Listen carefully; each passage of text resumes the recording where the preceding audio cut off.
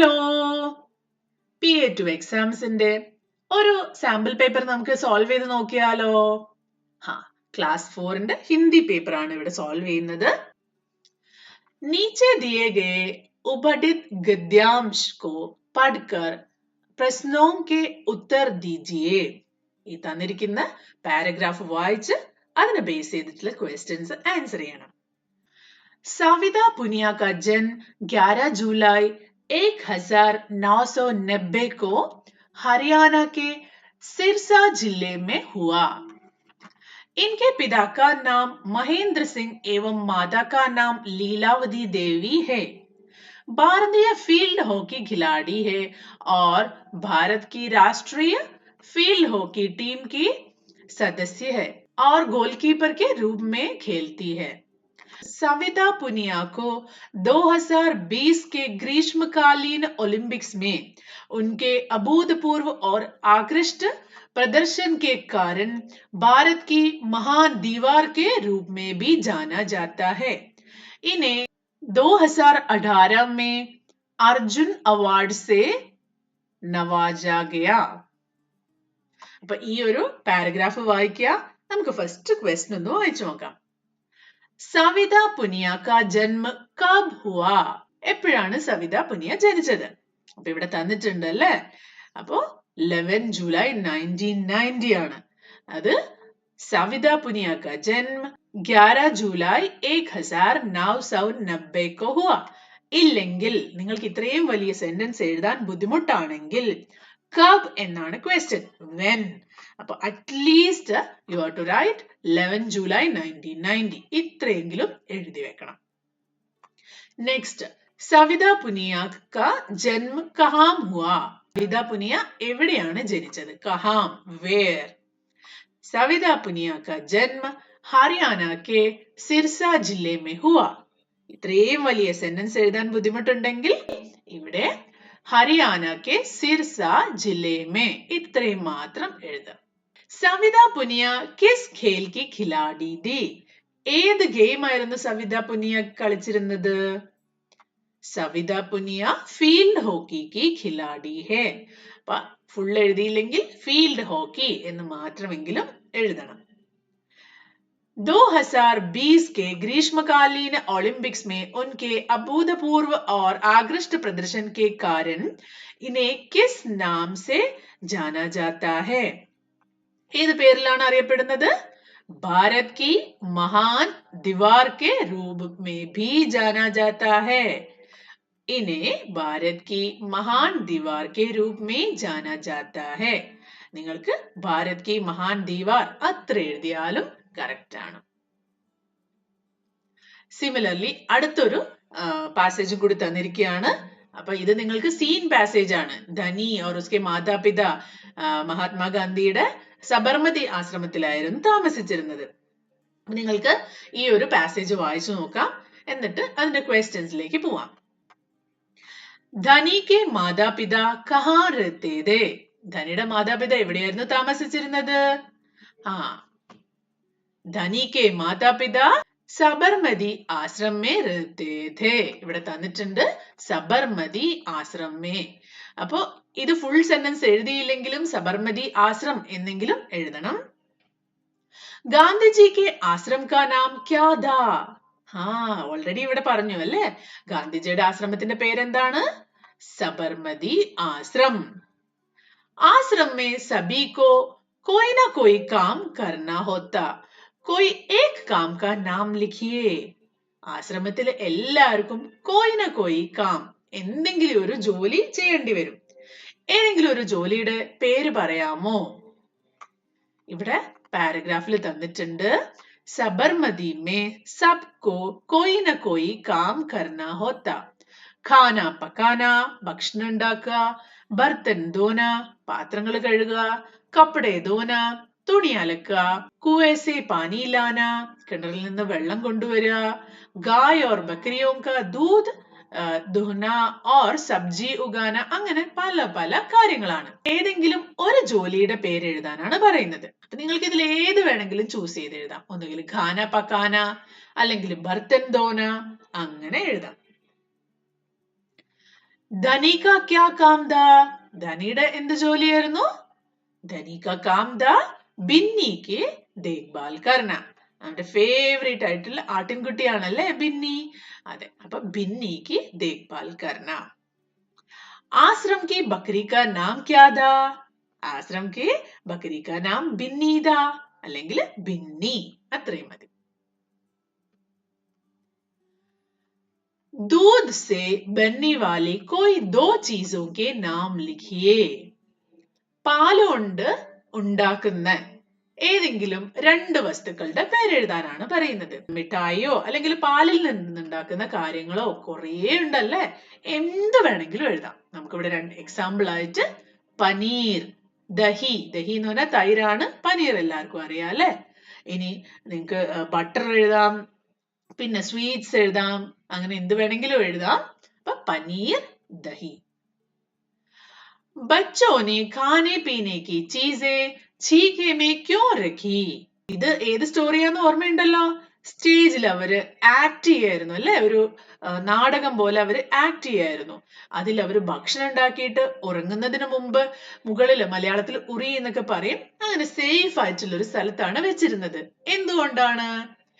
ഈ ക്വസ്റ്റ്യന്റെ ആൻസർ നിങ്ങളുടെ ബുക്കിൽ ടീച്ചർ എഴുതി തന്നിട്ടുണ്ടാവും. അതുപോലെ പഠിക്കുക, കൺഫ്യൂഷൻ ആവാതിരിക്കാൻ. बच्चों ने खाने पीने की चीजें छीके में इसलिए रखी ताकि वे सुरक्षित रहे. അതൊരു സുരക്ഷിതമായിട്ടിരിക്കാൻ അല്ലെങ്കിൽ അത് ചുരാനസക്കെ മോഷ്ടിക്കപ്പെടാതിരിക്കാൻ വേണ്ടിയാണ് അത് ചീക്കയിൽ വെച്ചിരുന്നത്. കവിത की पंक्तियां पूरी कीजिए. मगर बूंद भर डैश संजा तक भी क्या तुम डैश. ഇത് ഏത് കവിതയായിരുന്നു? പഠാക്കു സൂഞ്ച്. അപ്പൊ ആ കവിതയിലുള്ള രണ്ട് ലൈൻസ് ആണ് തന്നിരിക്കുന്നത്. അവിടെ മിസ്സിംഗ് ആയിട്ടുള്ള വേർഡ്സ് ആണ് എഴുതാൻ പറഞ്ഞിരിക്കുന്നത്. മഗർ ബൂന്ദ് ബർത്തേൽ സാഞ്ച് തക് ബി ക്യാ തും പാओगे, സിഖാ बैल को, रखा इसने निश्चय कोई ढब है. നിമ്ന ശബ്ദോं की अर्थ लिखिए. ഇവിടെ രണ്ട് വേർഡ്സ് തന്നിട്ടുണ്ട്. ഇതിന്റെ മീനിങ്ങും നിങ്ങളുടെ ബുക്കിൽ ഉണ്ടാവും. മന്ദീഖ്, മന്ദീഖിന്റെ അർത്ഥം തർക്ക്. ഈ സെയിം ചാപ്റ്ററിലാണ് തർക്ക് ശാസ്ത്രം നമ്മൾ പഠിച്ചിട്ടുണ്ടല്ലേ. മന്ദീഖ്, തർക്ക്. ഇനി ഛൽ, ഛലിന്റെ അർത്ഥം ധോക്ക എന്നാണ്. ധോക്ക എന്ന് പറഞ്ഞാൽ ഒരാളെ ചതിക്കുക, അങ്ങനെയാണ്. दिन रात एक करना मुहावरे का अर्थ लिखिए. ഇത് വളരെ ഇമ്പോർട്ടന്റ് ആണ്, നിങ്ങളുടെ എക്സാമിന് വരാൻ നല്ല ചാൻസ് ഉള്ള ഒരു ക്വസ്റ്റ്യൻ ആണ്. ദിൻ രാത് ഏക് കർണ എന്ന് പറഞ്ഞാൽ രാത്രിയും പകലും ഒക്കെ കഷ്ടപ്പെട്ടിട്ട് പണിയെടുക്കുക അല്ലെങ്കിൽ കഷ്ടപ്പെട്ട് ജോലി ചെയ്യുന്നതിനാണ് ഇങ്ങനെ പറയുന്നത്. ദിൻ രാത് ഏക് കർണ. ഇതിന്റെ മീനിങ് എന്താണെന്ന് ചോദിച്ചാൽ കഠിൻ പരിശ്രം കർണ എന്ന് എഴുതാം. കഠിനമായി പരിശ്രമിക്കുക. അല്ലെങ്കിലോ മേനത് സേ കാര്യ കർണ, നല്ല എഫേർട്ട് എടുത്തിട്ട് കാര്യങ്ങൾ ചെയ്യാം. കഠിൻ മേഹനത് കർണ അല്ലെങ്കിൽ കഷ്ടപ്പെട്ട് ജോലി ചെയ്യുക. അപ്പൊ ഇതൊക്കെ ഏത് വേണമെങ്കിലും എഴുതാം. ഇത് മൂന്ന് രീതിയിൽ എഴുതിയെന്നേ ഉള്ളൂ. കഠിൻ പരിശ്രം കർണ അല്ലെങ്കിൽ കഠിൻ മേഹനത് കർണ, ദിൻ രാത് ഏക് കർണ. നിമ്ന ശബ്ദോं के वजन बदलिए. ഇത് ഈസി ആണല്ലേ. ലടുക്ക സിംഗുലാർ ആണ് തന്നിരിക്കുന്നത്, അതിനെ പ്ലൂറൽ ആക്കണം. ലടുക്കെ. ബക്കരി, ബക്കരിയാ. നിമ്ന വാക്യാംശ के लिए एक शब्द लिखिए.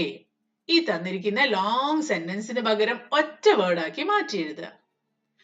ബഹുത് അധിക് ബാതേം കർനെ വാല. കൂടുതൽ സംസാരിക്കുന്ന ആളുകളെ എന്താ പറയാ? നമുക്ക് വാചാൽ എന്ന് പറയാം, അല്ലെങ്കിൽ ബാത്തൂനി. ബാത്തേം കർണ, അപ്പൊ ബാത്ത്, ബാത്തൂനി. ഓക്കെ, ഇതിൽ ഏതെങ്കിലും ഒരു മീനിങ് പഠിച്ചു വെച്ചിട്ട് ഇത് എക്സാമിന് ചോദിച്ചാൽ അത് എഴുതാം.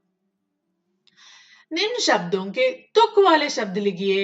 റൈമിംഗ് വേർഡ് എഴുതാൻ ഈസി ആണല്ലേ. സോനെ, റോനെ, ഇല്ലെങ്കിൽ വേറെ ഏതെങ്കിലും വേർഡ് എഴുതിയാലും മതി. അതുപോലെ ധാത്ത, ഖാത്ത, ജാത്ത, പാത്ത എന്ത് വേണമെങ്കിലും എഴുതാം. महात्मा गांधी के बारे में 5 वाक्य लिखिए. ഏതെങ്കിലും ഒരു പോസിബിൾ ആയിട്ടുള്ള നിങ്ങളുടെ ടീച്ചർ പറഞ്ഞിട്ടുണ്ടെങ്കിൽ പോസിബിൾ ആയിട്ടുള്ള ടോപ്പിക്കിനെ പറ്റി കുറച്ച് സെന്റൻസസ് നിങ്ങൾ പഠിച്ചിട്ട് വേണം എക്സാമിന് പോവാൻ. ഇത് നിങ്ങൾ ഹിന്ദി നന്നായിട്ട് അറിയുന്നവരാണെങ്കിൽ നിങ്ങൾക്ക് അവിടെ നിന്ന് ഉണ്ടാക്കി എഴുതാൻ പറ്റും. അല്ലാത്തവർക്ക് മുന്നേ തന്നെ ചെറിയ 5 സെന്റൻസസ് പഠിച്ചിട്ട് വേണം പോവാൻ. ഇവിടെ നമുക്കൊരു എക്സാമ്പിൾ നോക്കാം.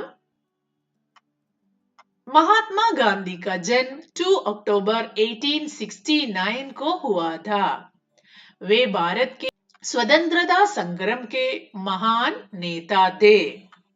गांधी जी ने अहिंसा और सत्य के रास्ते पर चलकर देश को स्वतंत्रता दिलाई। उनका सबसे प्रसिद्ध आंदोलन नमक सत्याग्रह था। उन्हें राष्ट्रपिता के नाम से सम्मानित किया गया. ഇതോ അല്ലെങ്കിൽ ഇതിനേക്കാൾ സിമ്പിൾ ആയിട്ടുള്ള സെന്റൻസസോ നിങ്ങൾ സ്വന്തമായിട്ട് പഠിച്ചിട്ട് വേണം എക്സാമിന് പോകാൻ. निम्नलिखित शब्दों में से शुद्ध शब्दों पर गोला लगाइए. ഇവിടെ കറക്റ്റ് ആയിട്ടുള്ള വേർഡിൽ സർക്കിൾ ചെയ്യണം. ശരരതി, സരാരതി, ശരാരതി, ശരാരതി. സത്യാഗ്രഹ, സത്യാഗ്രഹ, സത്യഗ്രഹ. ഇതിൽ കറക്റ്റ് സത്യാഗ്രഹാണ്. വിശേഷൺ ശബ്ദ പർ ഗോല ലഗാവോ. വിശേഷൺ ശബ്ദം എന്ന് പറഞ്ഞാൽ ഡിസ്ക്രൈബിംഗ് വേർഡ് അല്ലെങ്കിൽ അഡ്ജക്റ്റീവ്. ഖുഷ്ബൂദാർ ദാൽ. ഖുഷ്ബൂദാർ എന്ന് പറഞ്ഞാൽ നല്ല സ്മെല്ലുള്ള. അപ്പൊ ദാലിനെ ഖുഷ്ബൂദാർ എന്ന് ഡിസ്ക്രൈബ് ചെയ്തിരിക്കുകയാണ്. അപ്പൊ ഇവിടെ ഖുഷ്ബൂദാർ ആണ് വിശേഷൺ ശബ്ദം. ഡണ്ട ഷർബത്ത്. ഡണ്ട ഷർബത്തിനെ ഡിസ്ക്രൈബ് ചെയ്യുന്നതാണ് ഡണ്ട, നല്ല തണുത്ത ഷർബത്ത്. വർണ്ണോ കോ സഹി ശബ്ദ മേ ലഗാക്കർ അർത്ഥപൂർണ്ണ ശബ്ദ ബനാവോ. ഇവിടെ ജംബിൾഡ് വേർഡ്സ് ആണ്, ഇതിനെ കറക്റ്റ് വേർഡ് ആക്കി മാറ്റണം. ഗ ര കാരി, കാരിഗർ. കാരിഗർ എന്ന് പറഞ്ഞാൽ ഒരു കലാകാരൻ, ശില്പി എന്നൊക്കെ പറയും. ഈ സ്റ്റാച്യൂസും മോണമെന്റ്സും ഒക്കെ ഉണ്ടാക്കുന്ന ആളാണ് കാരിഗർ. ക ര സ ര സർക്കാർ. സർക്കാർ എന്ന് പറഞ്ഞാൽ ഗവൺമെന്റ് ആണ് അല്ലെ. യേ ലോഗ് ക്യാ ഘടത്തെ ഹെ. ഇവിടെ 2 ജോലിക്കാരെ തന്നിട്ടുണ്ട്. അവര് എന്ത് കാര്യങ്ങളാണ് ഉണ്ടാക്കുന്നത് എന്നാണ് കണ്ടുപിടിക്കേണ്ടത്. ഫസ്റ്റ് സുനാർ. സുനാർ എന്ന് പറയുന്നത് ജ്വല്ലർ, ജ്വല്ലറി ഒക്കെ ഉണ്ടാക്കുന്ന അല്ലെങ്കിൽ ജ്വല്ലറി ഒക്കെ വിൽക്കുന്നതും ഉണ്ടാക്കുന്നതുമായിട്ടുള്ള ആളാണ് സുനാർ. അവര് ഉണ്ടാക്കുന്ന ജ്വല്ലറിക്കാണ് ജേവർ എന്ന് പറയുന്നത്. ജേവർ എന്ന് പറഞ്ഞാൽ ജ്വല്ലറി. അടുത്തത് കവി. കവി എന്ന് പറഞ്ഞാൽ പോയറ്റ് ആണ് അല്ലെ. അപ്പൊ കവി ചെയ്യാ പോയം എഴുതുകയാണ്. പോയത്തിന് ഹിന്ദിയിൽ പറയാ കവിത. സുലേഖ്. ഇനി ഒരു പാരഗ്രാഫ് തന്നിട്ടുണ്ട്. ആ പാരഗ്രാഫ് നല്ല ഭംഗിയായിട്ട് ഇവിടേക്ക് എഴുതുക. അപ്പോൾ എക്സാമിന് ഈ ഒരു പോർഷൻ ഒരു കാരണവശാലും വിട്ടുപോകരുത്. കാരണം 5 മാർക്സ് ഉണ്ടാവും. ഇത് നോക്കി എഴുതിയാൽ മാത്രം മതി. ഇത് വിട്ടുപോയാൽ വെറുതെ അത്രയും മാർക്ക് പോയി പോകും. അപ്പോൾ എല്ലാവരും നന്നായി പഠിക്കുക. ബുക്കിലുള്ള എല്ലാ ക്വസ്റ്റ്യൻ ആൻസേഴ്സും റിവൈസ് ചെയ്യുക. ഈ ഒരു മോഡലിലായിരിക്കും നിങ്ങൾക്ക് എക്സാമിന് വരുന്നത്. അപ്പോൾ ഓൾ ദി ബെസ്റ്റ്. ബൈ.